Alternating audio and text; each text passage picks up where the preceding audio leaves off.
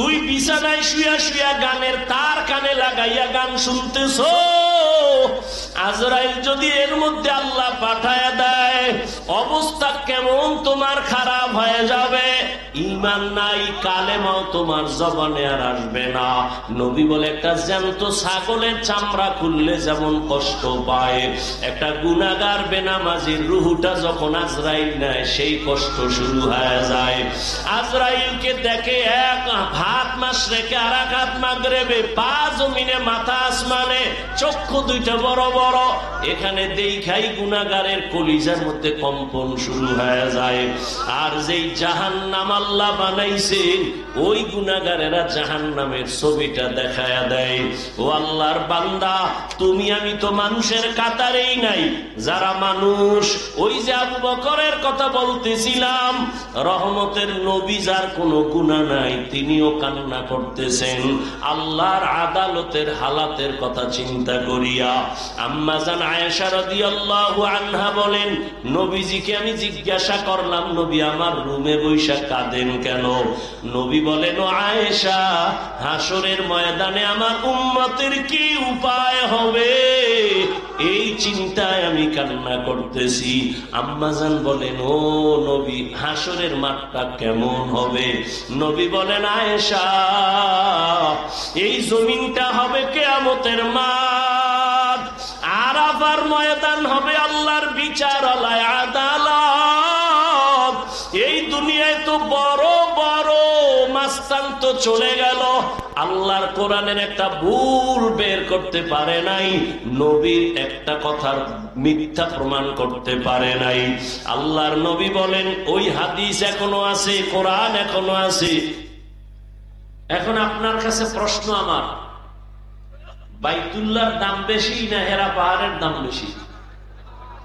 বুঝেন না, বুঝলে জবাব দিবেন না, চুপ থাকবেন। উল্টা পাল্টা বললে ইমানের ঘাটতি হবে। বাইতুল্লাহর দাম বেশি না হেরা পাহাড়ের দাম বেশি? বাইতুল্লাহ। কোরআনের আয়াত দিয়া তো বাইতুল্লাহর দাম আল্লাহ বলেছেন, ইন্না আউওয়ালা বাইতিন মুযিআ লিন-নাসি লাল্লাযী বিবাক্কাতা মুবারাকান ওয়া হুদা, মুবারাকান ওয়া হুদাল লিল আলামিন।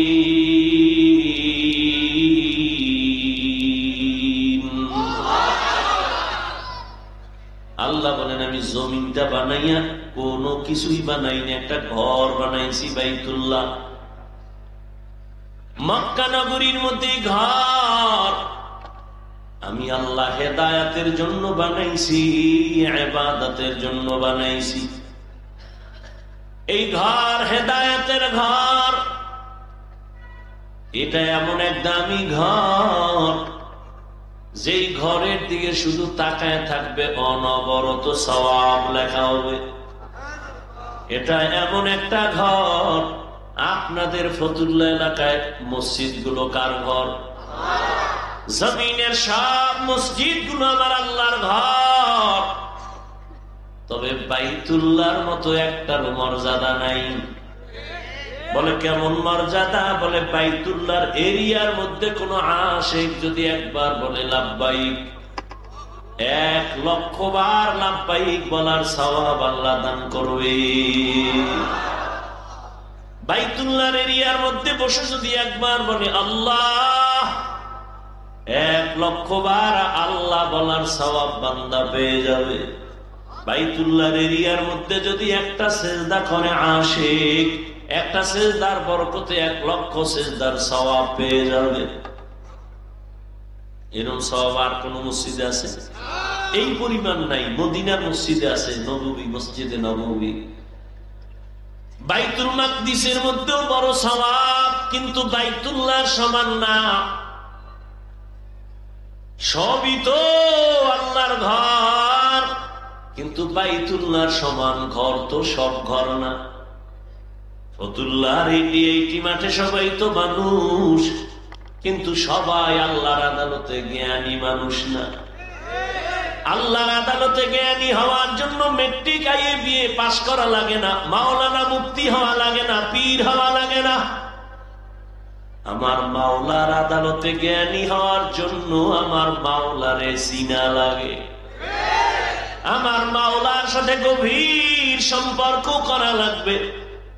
এরে যুবক, বয়ান তো তুমিও কম জানো না। নামাজ পড়া ফরজ, পর্দা করা ফরজ, মা বাবার খেদমত করা ফরজ, সবই তো জানো, করো না কেন? মিথ্যা বলা হারাম, গালি দেওয়া হারাম, গীবত করা হারাম, নামাজ ছাড়া হারাম, বেপরদায় চলা হারাম, নাচ দেখা হারাম, গান শোনাও হারাম, কাউকে হত্যা করা হারাম, চুরি করা হারাম, দুর্নীতি করা হারাম, জুলুম করা হারাম। সব এখানে এমন একটা মানুষ নেই যে জানে না। এরপরেও কেন করো না? তুমিও মুসলমান, আমিও মুসলমান। তোমার আল্লাহ আমার আল্লাহ এক, তোমার নবী আমার নবী এক, তোমার কাবা আমার কাবা এক, তোমার আমার কোরআন এক, তোমার আমার কালেমা এক, ধর্ম এক। অথচ তোমারে পাও ধইরা ধইরা আল্লাহর বান্দা উলামায়ে কেরামরা বুঝাইতেছেন। তাবলীগ ওয়ালাদের মেহনত, পীর সাহেবদের মেহনত, উলামায়ে কেরাম, খতিব সাহেবদের মেহনত, পাও ধরে ধরে তোমারে বুঝায়। এরপরও কেন বান্দা তুমি নামাজ পড়ো না? কেন তুমি পর্দা করো না? হালাল ভাবে চলো না? এর একটাই মাত্র কারণ, তুমি কারে সেজদা দিবা তার প্রতি তোমার মায়া এখনো হয় নাই। আর মায়া না হওয়ার কারণ, তাকে এখনো তুমি চিনো না। আমি টুপি খুলতে চাই না, লজ্জা। আর তুমি কেমন মুসলমান যে টুপি মাথায় দিতে চাও না, লজ্জা। আমি দাড়ি কাটতে চাই না, লজ্জা। তুমি কেমন মুসলমান দাড়ি রাখতে চাও না, লজ্জা। আমি মসজিদে না ঢুকলে লজ্জা পাই, তুমি মসজিদে ঢুকতে গেলে লজ্জা পাও। আমি পর্দা না করলে লজ্জা পাই, তুমি পর্দা করতে গেলে লজ্জা পাও। ওরে আমিও তো তোমার মতো একটা মানুষ, আমি তো তোমার মতো রাত কাটাই, দিন কাটাই, 3 বেলা খাই। ও আল্লাহর বান্দারা, এই জমিনের হাওয়া বাতাস সূর্যের আলোতে তুমিও বড় হয়েছো, আমিও হয়েছি। ও আল্লাহর বান্দা বলো, আল্লাহ আকল দিছে, একটু আগেও বলছি কুকুর শুয়ারের দেয় না, মানুষের দিছে, একটু বলো। তোমরা নবীর তরিকা আল্লাহরে বাদ দিয়া বলো কত উপরে উঠছো। আর আমরা যারা নবীর মহব্বতে আল্লাহ পাওয়ার জন্য দাড়ি রাখলাম, টুপি পরলাম, নামাজ পড়ি, পর্দা করি, হালাল খাই, বুঝাবার জন্য বলি, অহংকারী করি না রে বাবা। বলো আমরা কত নিচে নামছি। তুমি বলতে পারবা না, সেই শক্তি তোমার জবানে নাই, অন্তরে নাই। আমি বলি শুনো, কেউ কাঁদতেছে পাইয়াও সব হারাইছি, আর একদল কান্দে পাইয়াও পাই না। চেয়ারম্যানের চেয়ারের মেয়াদ শেষ। আর যারা নবীর আদর্শ নিয়ে আসিলাম, আগে যেমন আছি এখনো আছি, সামনে এমনই থাকবে, কোনো চিন্তাই নাই। চেয়ারম্যানের চেয়ারের মেয়াদ শেষ। আর নবীর আদর্শওয়ালা টুপিওয়ালা ওলামায়ে কেরামের কোনো মেয়াদি নাই, শেষ হবে আবার কি?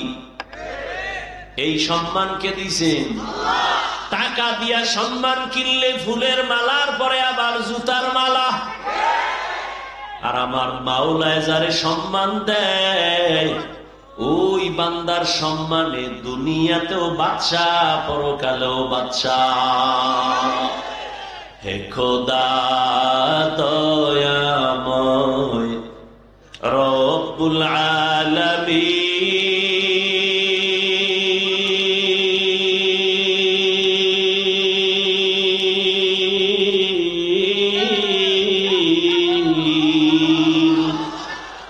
জীবনে মরণে ভয় কি হবে সেই দিন।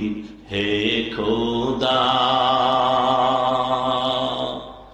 ধরাতে আসিয়া আজি বড়ই অসহায়,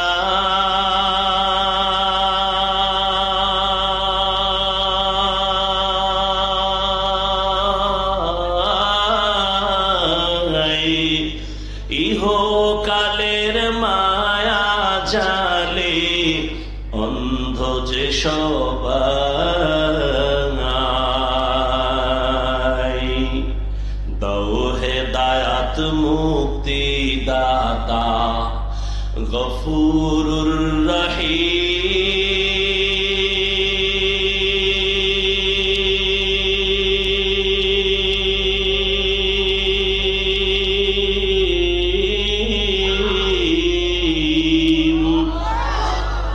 জীবনে মরণে ভয় কি হবে সেই দিন, হে খোদা হে খোদা দয়াময় রব্বুল আলামিন।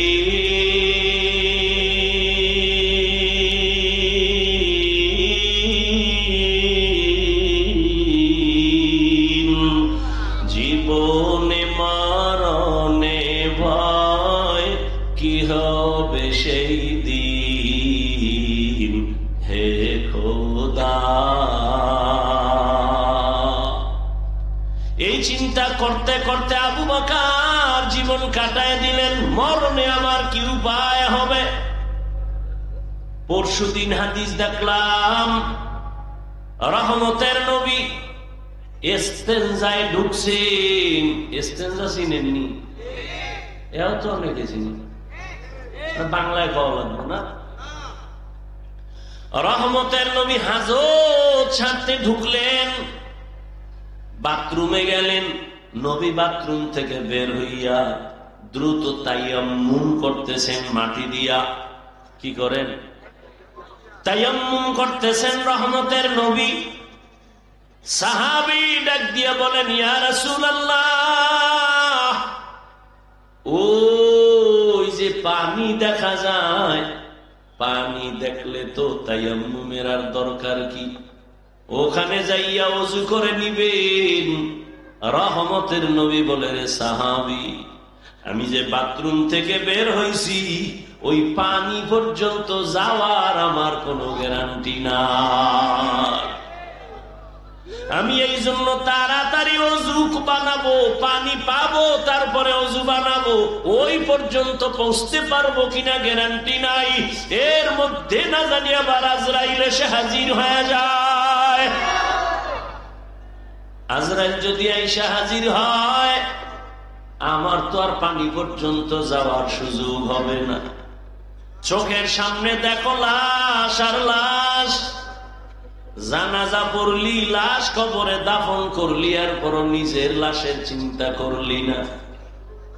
কত মা সন্তান হারায় কাঁদে, আমারে কে আম্মু বলে আর ডাক দিবে? মা সন্তান হারায় কাঁদে, আমি কাকে আম্মু বলে ডাক দিব? এরে আল্লাহর বান্দা, ভাই ভাই হারায় কান্না করতেছে, স্ত্রী স্বামী হারায় কাঁদে, স্বামী স্ত্রী হারায় কাঁদে। ও আল্লাহর বান্দা, এই কান্না তো তুমি কাঁদো না, তবে লেখা রাখো তোমার ঘরেও কিন্তু কান্না আসতেছে। এমন কান্না শুরু হবে, আর কান্না শেষ হবে না। ও আল্লাহর বান্দারা, এত বয়ান জানো, শুনো, এরপরও কেন মানো না রে বাবা? এর একমাত্র কারণ, আমার মালিকের দরবারে যে যাওয়া লাগবে, দাঁড়ানো লাগবে, হিসাব দেওয়া লাগবে, সে চিন্তাই নাই।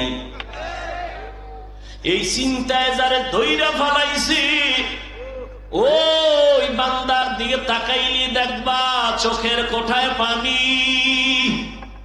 কিও ভাই, তোমার চোখে পানি কেন? বলে, আমি মালিকের আদালতে কেমনে দাঁড়াইয়া জবাব দিব?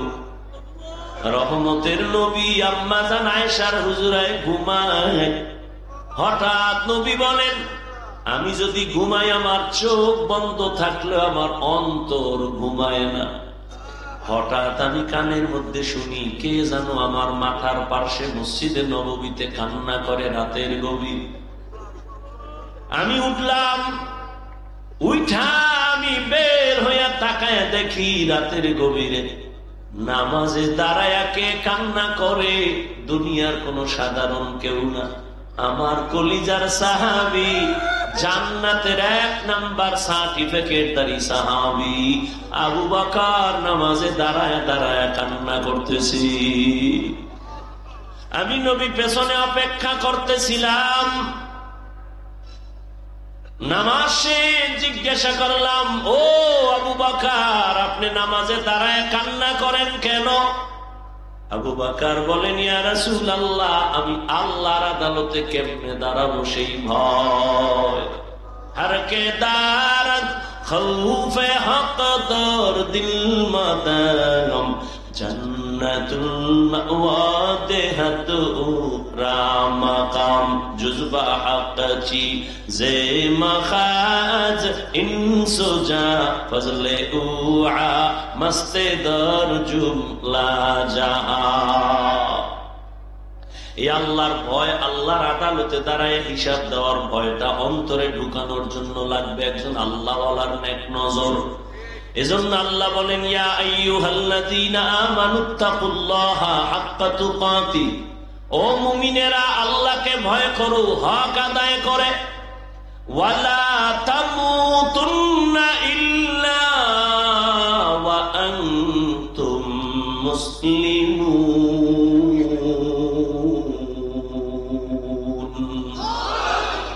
মুসলমান না হইয়া মরিও না, সাবধান। নবী বলেন, আলা কুল্লুকুম রাইন ওয়া কুল্লুকুম মাসউলুন আন রাইয়াতিহি। এই উডেকা মোনাজাত দিয়ে দিমু,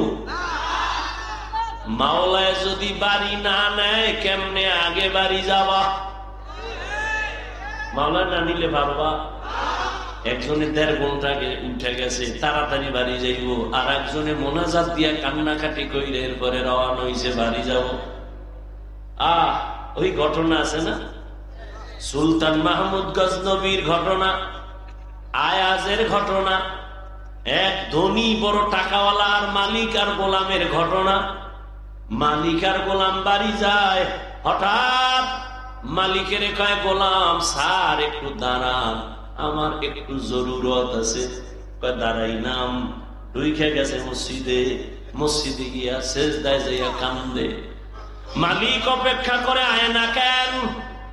নাইমা গিয়া দেখে গোলাম সেজদায় পড়ে কাঁদে, ও মালিক তোমার দরবারে হাজির, তুমি কবুল করো। দীর্ঘ টাইম অপেক্ষা কইরা গোলাম যখন বের হইতেছে, মালিক কয়, এত দেরি কেন করলা? কয়, যেই মালিক তোমারে মসজিদে ঢুকায় না, ওই মালিক আমারে যেন কেমন বের হইতে দেয় না। মাছ পানি ছাড়া ভাল লাগে না, মাছ পানি পাইলে মনে করে আমার জীবন। আরে আমার মাওলা পাকের যারা আশিক, আল্লাহর মহব্বতের যারা গোলাম, ওরা দুনিয়ার রং তামাশায় পইরে গেলে ভাল লাগে না। কখন জিকিরের ময়দানে ঢুকবে, কখন একটু আলেমের কাছে যাবে, কখন একটু কোরআনের তেলাওয়াতের আওয়াজ অন্তরে নিবে, কখন একটু জায়নামাজে দাঁড়াবে, কখন আমার মাওলাকে একটু মায়া কইরা ডাকবে, ও আল্লাহ। আরে আমার মাওলারে ডাকলেই তো বান্দা এত খুশি, আল্লাহর মোহাব্বত অন্তরে জমা হয়ে যায়। হানজালা নবীর সাহাবী, ঘটনা আপনারা নাম শুনছেন। হানজালা রহমতের নবীর বড় আশিক। একদিন রাস্তায় হাঁটে আর ঘুরে আর কয়, না ফাকা হানজালা, না ফাকা হানজালা, আমি হানজালা মুনাফিক হয়ে গেছি, মুনাফিক। ঘুরতে ঘুরতে দেখা ওমরের সাথে। এই হানজালা, কি চিল্লাও কেন? আমি মুনাফিক হয়ে গেছি। কয় কেন? কয়, আমি নবীর কাছে যখন থাকি তখন আমার অন্তর এমন যে আমি আর কোন দুনিয়ায় নাই, এখন আমি আমার মালিকের নজরে বসে আছি, দরবারে রিসালাতের সামনে আছি। এখন আমার ছেলের চিন্তা নাই, মেয়ের চিন্তা নাই, বাড়ির চিন্তা নাই, গাড়ির চিন্তা নাই, টাকার চিন্তা নাই, ক্ষমতার চিন্তা নাই। এখন আমার চিন্তা, আমি একজনারে পাইছি, আমার নবী। আমি ওই নবীর হাত ধরে আমার মালিকের একটু কেমনে দেখবো, যেই নবীর চেহারা এত সুন্দর, একটা নজর নবীর চেহারা দিয়ে তাকাইলে পেটের ক্ষুধা থাকে না। মায়ার নবী এত সুন্দর, আমার মাওলায়ের এত সুন্দর কইরা বানাইছেন, ওই মালিক আমার আল্লাহ না জানি কত সুন্দর। এত সুন্দর আসমান যিনি বানাইছেন তিনি কত সুন্দর, এত সুন্দর কণ্ঠ যিনি দান করছেন তিনি না জানি কত সুন্দর, এত সুন্দর রঙের ফুল বাগান সাজাইছেন তিনি কত সুন্দর। ওরে যারা মাওলার আশিক ওরা ভাবে আর খুঁজে আমার মালিক, আমার আল্লাহরে আমি তো এখনো পাইলাম না। ফুলের ঘেরান পাইলাম, কে বানাইলেন তারে তো পাইলাম না। ওরে আল্লাহর মোহাব্বত যার অন্তরে জমা হয়ে গেছে সে একবার আমার মাওলারে দেখার জন্য পাগল। হানজালা বলে আমি নবীর দরবারে থাকলে আমার অন্তর থাকে একরকম, আমি নবীর দরবারের বাইরে গেলে তখন আবার অন্তর দুনিয়ামুখী হয়ে যায়। আমার ছেলে, আমার বাড়ি, আমার গাড়ি, আমার টাকা, আমার পয়সা, আমার ক্ষমতা, আমার চেয়ার, এই সব আমার অন্তর আইসা জমা হয়, আমি মুনাফিক হয়ে গেছি। ওমর কয় তো এই অবস্থা তো আমারও হয়। নবীর দরবারে থাকলে দুনিয়ার কোনো চিন্তা নাই, আবার যখন নবীর দরবার থেকে বাইর হইয়া যায় তখন আবার দুনিয়া আমারে পেয়ে ফেলে, দুনিয়া দুনিয়া আমাকে গ্রাস করে ফেলে, দুনিয়ার চিন্তা, ছেলের চিন্তা, মেয়ের চিন্তা আমাকে গ্রাস করে ফেলে। এবার কথা চলো নবীর দরবারে চলো, সমাধান নেই। দোনোজনে যায়, মুনাফিক হয়ে গেছে। ওমরও কয় আমি মুনাফিক হয়ে গেছি, হানজালাও কয় আমি মুনাফিক হয়ে গেছি। হঠাৎ আবু বকর সিদ্দিক রাদিয়াল্লাহু তাআলা আনহুর সামনে দাঁড়ানো। এই ওমর তুমি চিল্লাও কেন? কয় মুনাফিক হয়ে গেছি। হানজালাও কয় মুনাফিক হয়ে গেছি। কারণটা কি? বলে এই কারণ, নবীজির দরবারে যখন থাকি মনে হয় যেন দুনিয়াতে আমার আর কিছু নেই, নবী আমার কলিজা, আমি নবীর হাত লাগাই আমার মালিক আল্লাহর সঙ্গে মোলাকাত করব। কিন্তু নবীর দরওয়াজা থেকে বের হইলে তখন আবার ঢুইকা যায় ছেলে, মেয়ে, স্ত্রী, পরিবার, দুনিয়ার চিন্তা। আবু বকর কয় অবস্থা তো আমারও, মনে হয় আমিও মুনাফিক হয়ে গেছি। আমার মাওলার ভয়, আর তুমি নামাজে দাঁড়াইয়াও দোকান নিয়ে ভাবো, নামাজে দাঁড়াইয়াও ছেলের চিন্তা, মেয়ের চিন্তা, ঘরের চিন্তা, ক্ষমতার চিন্তা। ওরে আবু বকর, নবীর দরবার থেকে বের হইলে দুনিয়া, নবীর দরবারে থাকলে দুনিয়ার চিন্তা নাই, এরপরও ভয়, কান্নার আওয়াজ। আর তোমার আমার তো নামাজের মধ্যেও দুনিয়া ঢুকানো, জিকিরের মধ্যেও দুনিয়া ঢুকানো। তোমার আমার চোখে পানিও নাই, কোনো আফসোসও নাই রে বাবা। নবীর দরবারে গেলেন, রহমতের নবী বলেন এমন যদি তোমাদের হয় আর ভয় লাগে, এটাই তোমাদের ঈমান যে শুদ্ধ পরিপক্ক, এটাই তার প্রমাণ, তোমাদের ঈমানে কোনো ভেজাল নাই। এরে নবীরা আশেক ইব্রাহিম ইবনে আদহাম পাগলের মতো হয়ে গেল, কে আমাকে বোকা বলল? ঠিকই তো, আমার ওয়ার্ডারে বলখের মানুষগুলো দাঁড়ায় আর বসে, কিন্তু আমি তো একবারও চিন্তা করলাম না এই যে সূর্যটা উঠছে পূর্ব দিগন্তে, এই সূর্য তো আমার অর্ডারে উঠেও না, আমার অর্ডারে ডুবেও না। রাতের বেলা আকাশে চাঁদের আলো, আমার অর্ডারে চাঁদ উঠেও না, ডুবেও না। তাহলে এর পেছনে তো একজন মালিক আছে, নাই? ওই মালিকের তালাশ করছনি? এরে আল্লাহর বান্দা, তোমারে কেউ হাদিয়া পাঠাইছে, কে পাঠাইছে তার পরিচয় নাও, মোলাকাতের জন্য পাগল, দেখা করলে মনে হয় আরো হাদিয়া দিবে। যেই মাওলায় তোমারে আমারে মানুষ বানাইছেন, কুকুর বানান নাই, শুকার বানান নাই, আবার আখিরি নবীর উম্মত বানাইছে, এত সুন্দর জীবন আমাকে দান করছেন। আমার মতোই তো কত মানুষ, ওই যাও ডিআইটি মসজিদের বারান্দায় যাও, বাইতুল মুকাররমে জুমার দিন গিয়া দেখো পাও নাই, ভিক্ষা করে। দুইটা চোখের পাওয়ার নাই বলে আমি অন্ধ, আমারে কিছু ভিক্ষা দাও। আমার মাওলায় যদি তোরে অন্ধ বানাইতেন রে যুবক, বল সারা রাত মোবাইলে নাচ গান কেমনে দেখতি? আমার মাওলায় যদি অন্ধ বানাইতেন, কে তোরে চক্ষু দান করত? আমার মাওলায় যদি তোরে বধির বানাইতেন, কে তোরে আর সুস্থ করত?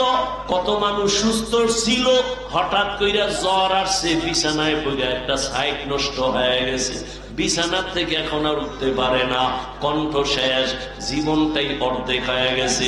এখন ছেলেও ভালো জানে না, মেয়েও ভালো জানে না।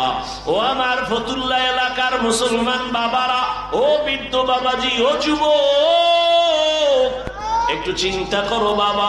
আমরা নবীর আদর্শ মানতে গিয়া কই আমগো তো না খাইয়া কেউ মরি নাই, সম্মান কমে নাই।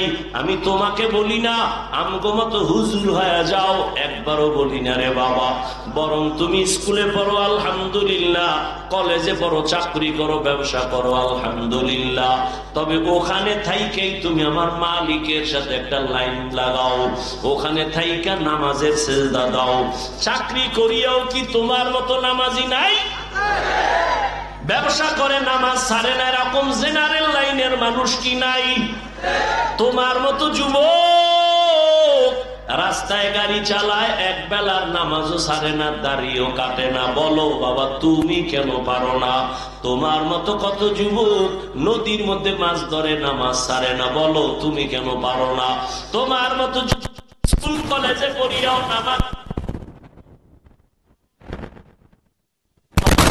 করিয়া গেছে নাকি কোরআন হাদিস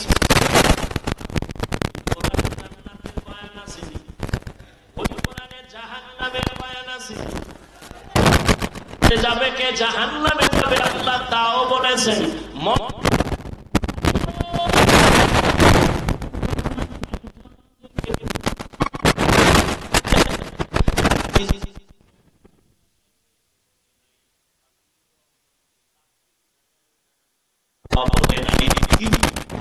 স্কুলে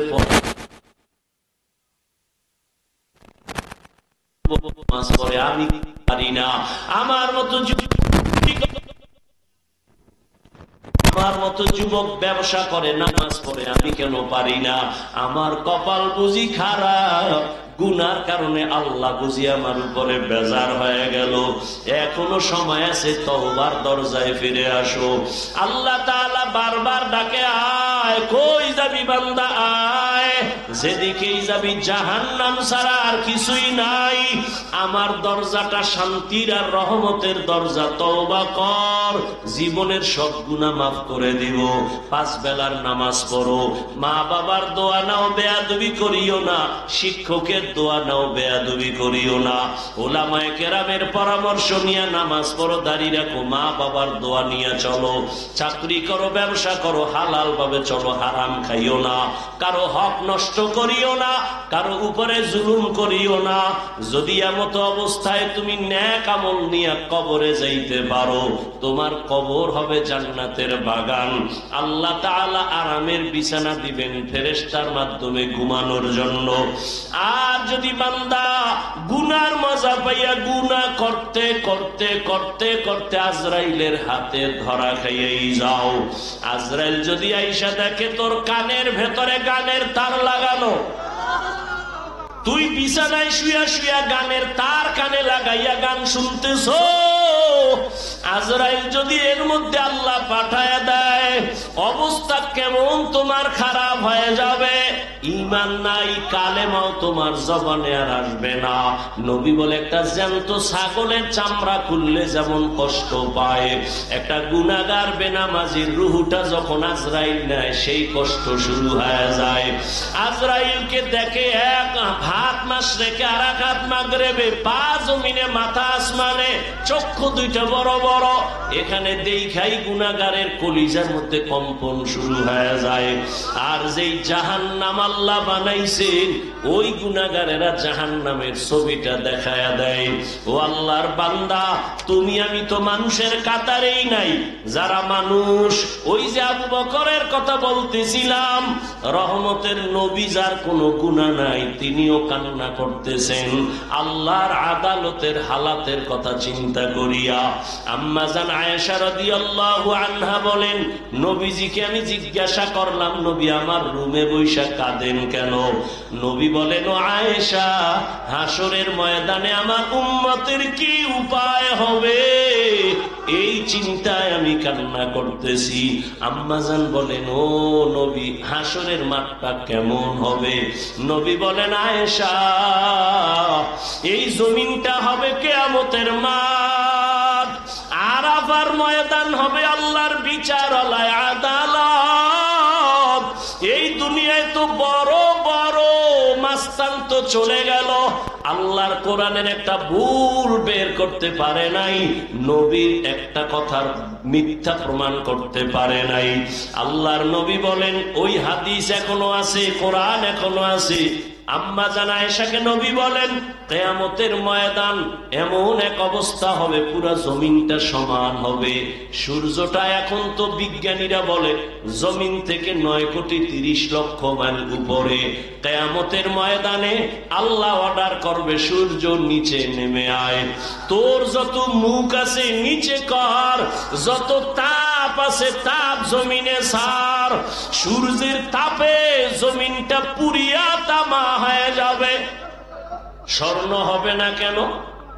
জমিনটা পুরিয়া রূপা হবে না কেন? পিতল হবে না কেন?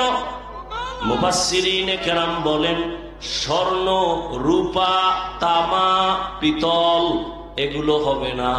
জমিনটা তামা হওয়ার কারণ, তামার ধাতুর মধ্যে একটা গুণ আছে, স্বর্ণের মধ্যে নাই, রূপার মধ্যে নাই। বলে কি? কয় স্বর্ণের এক মাথা গরম হলে ভিন্ন মাথা গরম হয় না, রূপার এক অংশ গরম হলে অন্য অংশ গরম হয় না। কিন্তু তামা এমন একটা ধাতু, এক পার্শ্বে গরম হয়ে গেলে পুরাটাই গরম হয়ে যাবে। আল্লাহ যখন বলবে, সূর্য তুই মনের মতো তাপ দিতে পারো না, আজকে সব তাপ ছাইরা দিবি। সূর্যের এমন তাপ শুরু হয়ে যাবে, জমিনটা তামা হয়ে যাবে। নবী কান্না করেন আর বলেন, আয়েশা, অন্যদিকে জাহান্নামের আওয়াজ, জাহান্নাম চিল্লায়া বলবে, আল্লাহ বেনামাজি কই, বেপরদাওয়ালা গুনাহগারেরা কই, আমার পেটের মধ্যে দাও, আমার পেটে বড় ক্ষুধা। আল্লাহ বলবে, জাহান্নাম একটু অপেক্ষা কর, আমি বিচারটা শেষ করে নেই, তারপরে তোর খোরাক আমি দিতেছি। নবী বলেন, জাহান্নাম থামে না। তখন আল্লাহ অর্ডার দিবেন, এই ফেরেশতারা জাহান্নামের গলার মধ্যে 70,000 শিকল লাগাইয়া বাঁধো, এক একটা শিকলের গোড়ায় 70,000 ফেরেশতা ধর, ধইরা ভালো কইরা পেছন দিকে টাইনা রাখ, ও যেন আমার আদালতের দিকে আসতে না পারে। যদি আমার আদালতের দিকে আগায়, আমি তো আর বিচার করতে পারবো না। জাহান্নামের আগুন এই মানুষগুলোকে পেটের মধ্যে নিয়ে নিবে। আল্লাহর অর্ডারে ফেরেশতারা জাহান্নামের গলায় শিকল লাগাইয়া 70,000 করে এক একটা শিকলের গোড়ায় জাহান্নামের ধরবে, ধইরা রাখতে পারবে না। এত চিল্লানি দিয়া বলবে, আল্লাহ বেনামাজি গুনাহগার আমার খোরাক গুলো দাও, ক্ষুধা। আল্লাহ পাক নবী বলেন, আল্লাহর ফেরেশতারা যখন ধরে রাখতে পারবে না, তখন আমি মুহাম্মদের অন্তরে বড় মায়া, আমি সাথে সাথে সিজদায় পড়ে বলবো, আল্লাহ জাহান্নামের ফিরাও, আমার উম্মত মনে হয় ধইরা ফালাইবে, ফিরাও, আমার উম্মত যেন জাহান্নামের আগুনে না যায়। আমার উম্মত যদি জাহান্নামে যায়, আমি জান্নাতে যাব না। তখন আল্লাহ বলবে, নবী আপনি মাথা উঠাইয়া দেন, কাঁদিয়েন না, আপনার কান্না আমি সহ্য করতে পারি না। আমি মাথা উঠাইয়া দিব, আল্লাহ পাক দেখে জাহান্নাম এখনো দাঁড়ায় না, শিকলেও ধরে রাখতে পারে না। তখন আল্লাহ আমার সান্ত্বনার জন্য একটু কুদরতি হাতের পানি ফেরেশতারে দিয়া বলবেন জাহান্নামের গায়ে ছিটায়া দাও। যখন জাহান্নামের গায়ে আল্লাহর দেওয়া কুদরতের পানিটা ছিটায় দিবে, জাহান্নাম দ্রুত গতিতে পেছনে ভাগতে থাকবে। ফেরেশতারা বলবেন আল্লাহ, এতক্ষণ আমরা 70,000 শিকল লাগাইয়া যেই জাহান্নামের ধরে রাখতে পারি না, তুমি এমন কি বরকতের পানি দিছো যে জাহান্নাম এখন নিজে নিজে পেছনে দৌড়ায় ভাগতেছে? কারণ কি? এটা কি জমজমের বরকতি পানি? না কি এটা কাউসারের পানি? না এটা কি আবে হায়াতের পানি? না এটা দুনিয়ার বরকতের কোনো পানি? না তোমার বৃষ্টির পানি? না কোনো সমুদ্রের পানি? আল্লাহ বলবে ফেরেশতা, এই পানি জমজমের পানিও না, কাউসারের পানিও না, এই পানি আবে হায়াতের পানিও না, এই পানি দুনিয়ার কোন সমুদ্রের পানি না, বৃষ্টির পানি না। আল্লাহ বলবেন আমার মায়ার নবীর গুনাহগার উম্মতের চোখের পানি। দুনিয়াতে আমার মায়ার নবীর উম্মতেরা গুনার কথা স্মরণ করে কাঁদত। মানুষ যখন ঘুমায়া যাইতো আমার আশিকের কান্না শুরু হয়ে যাইতো। গভীর রাতে সিজদায় পড়ে বলতো দয়ার মালিক, আমার মতো গুনাহগার এই জমিনে আর কেউ নাই। গুনার কারণে আমার হাত না পাক, আমার চোখ না পাক, আমার জিহ্বা না পাক, আমার অন্তর না পাক। আয় আল্লাহ, তোমার দেওয়া সূর্যের আলো, পানি, বাতাস সব নেয়ামত খাইয়া তোমার নাফরমানি করেছি।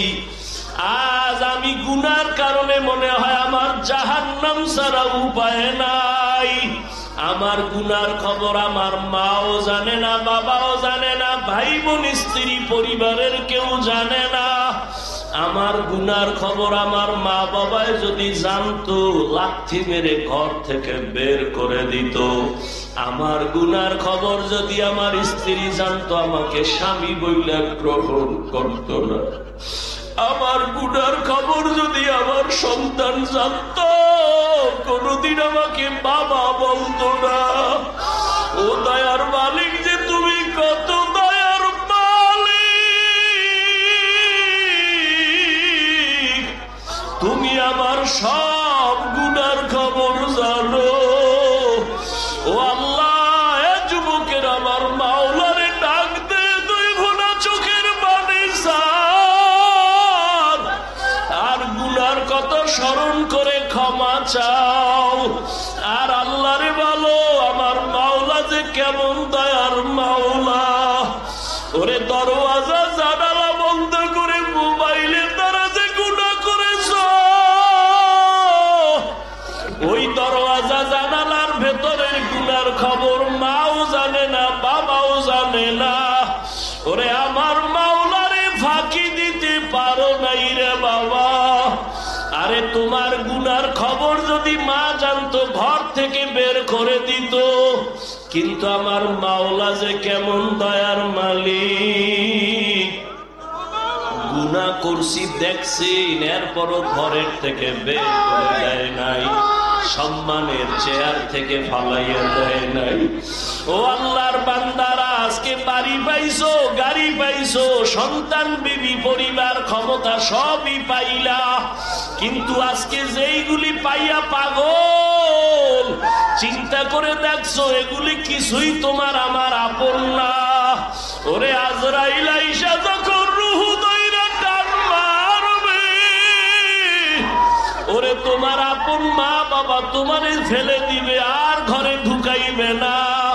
সাদা কাপড়ের প্যাকেট বানাইয়া কবরের দেশে পাঠাইয়া দিবে। এতদিন যে মা বাবার জন্য এত পাগল হইলাম, কেউ আমার সাথে যাবে না। আমি আস্তে আস্তে দেখি আমার বন্ধু নাই, আমার পাশের লোকগুলো সব আলাদা হয়ে গেল। এক পর্যায়ে আবার সাদা কাপড়ে পেঁচাইয়া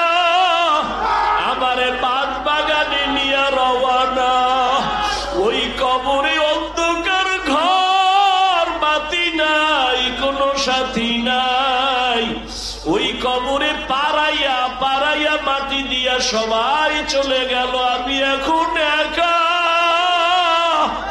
আমার ডানে মাটি, বামে মাটি, সামনে পেছনে উপরে নিচে মাটি। কই আবার বাড়ি, কই আবার গাড়ি, কই আবার সন্তান, কই আবার মা বাবা, কই আবার ক্ষমতার চেয়ার, কই আমার সম্মান। এখন এই অন্ধকার কবরে দুইজন ফেরেশতা চলে আসবে প্রশ্ন করার জন্য। রবের পরিচয় দাও, ধর্মের পরিচয় দাও, রহমতের নবীর পরিচয় দাও। আমি যদি মাওলারে না চিনিয়া কবরের বিছানায় যাই, ওরে গুনাহগার বেনামাজি তখন বলবে হা হা লা আদরি, হা হা লা আদরি, হা হা লা আদরি। আফসোস, আমি কিছুই জানি না, কিছুই জানি না, কিছুই জানি না। আমার রবকে আমি চিনি না, আমার ধর্ম কি জানি না, মুহাম্মদ নবীকে আমি চিনি না। নবী বলেন সাথে সাথে আমার মাওলা রাগান্বিত কুদরতি আওয়াজ দিবেন। আল্লাহ বলবেন ফেরেশতা, এর সাথে আর ভালো ব্যবহার করার কোনো সুযোগ নাই। এই বান্দারে আমি দুনিয়াতে কত আদর করছি, আমি আল্লাহ কত নিয়ামত খাওয়াইলাম। আমার দেওয়া জমিনের ফসল খাইলো, গাছের ফল খাইলো, নদীর মাছ খাইলো, একবারও শুকর আদায় করে নাই, বরং আমার নাফরমানি করেছে। আলেম ওলামারা বুঝাইলো, বুঝে নাই, বিরোধিতা করেছে। এখন আর সুযোগ দেওয়া হবে না, এর জাহান্নামের শিকল লাগাও, কবরের ভেতরে জাহান্নামের বিছানা দাও। আল্লাহ রাগান্বিত হয়ে বলবে নাফরমানের ধর, কবরের ভেতরে জাহান্নামের আগুন লাগায় দাও। আল্লাহ রাগান্বিত হয়ে বলবে ও কবরের মাটি, এই গুনাহগারের দুই পার্শ্ব থেকে জোরে জোরে চাপ দাও।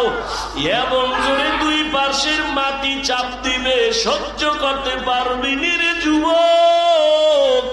একটা মশার কামড় সইতে পারো না, বেতের বাড়ি সইতে পারো না, সূর্যের গরম সহ্য করতে পারো না। গুনাহ নিয়ে কবরে গেলে কেমনে মাটির চাপ সহ্য করবা? ওরে আল্লাহরে এখনো বন্ধু বানাও। আল্লাহর খাঁটি ওলি আল্লাহ যারা, উলামায়ে কেরামদের বন্ধু বানাও। এখনো সময় আছে, তওবা করো আর আল্লাহকে বলো মাওলা গুনাহ আর করবো না, নামাজ ছাড়বো না, বেপরদায় চলবো না, দাড়ি কাটবো না। আমার মাওলার আযাব বড় কঠিন। আল্লাহ এজন্য বলেছেন মুসলমান না হইয়া মরণ বরণ করিও না। এখনো সময় আছে, তওবা করে নাও। স্কুলে পড়ো, কলেজে পড়ো, চাকরি করো, ব্যবসা করো, তওবা করো আর নামাজ ছাড়বা না, দাড়ি কাটবা না, বেপরদায় চলবা না। মা বাবার দোয়া নিয়া, উলামায়ে কেরামের দোয়া নিয়া, শিক্ষক মুরব্বীদের দোয়া নিয়া নবীর তরিকায় চলবা। আল্লাহর কাছে দুই ফোঁটা চোখের পানি ছেড়ে দাও। যদি কান্না না আসে, মনে করিও গুনার কারণে দিলটা পাথর হয়ে গেছে, আল্লাহ বেজার হয়ে গেছে। এখনো সময় আছে, আল্লাহকে বলো আল্লাহ দিলটা নরম বানায় দাও। ওরে ডানে বামে দেখো, তোমার মতো কত গোলামের চোখে পানি, তোমার আমার চোখে কেন পানি নাই? গুনার কারণে আল্লাহ বেজার। ওরে কান্নাওয়ালার কাছে হাতটা বাড়াইয়া দোয়া চাও আর বলো ও কান্নাওয়ালা ভাই, আমার জন্য একটু দোয়া করেন। আমার গুনার কারণে আমার কলবটা পাথরের মতো শক্ত, আমার চোখে পানি আসে না। দোয়া কান্নাওয়ালার দোয়া ফেরত যাবে না। আল্লাহর কাছে তওবা করো, মরিয়াও গেলে আর নামাজ ছাড়বা না, গুনাহ নিয়ে কবরে যাইবা না। যদি তওবার নিয়ত হয়, দুটো হাত আমার আল্লাহকে দেখাইয়া দাও। আয় আল্লাহ, হাতগুলো কবুল করে নেন, তওবা কবুল করে নেন। আয় আল্লাহ, তওবার উপরে মজবুত হইয়া চলার তৌফিক দান করেন, আমিন।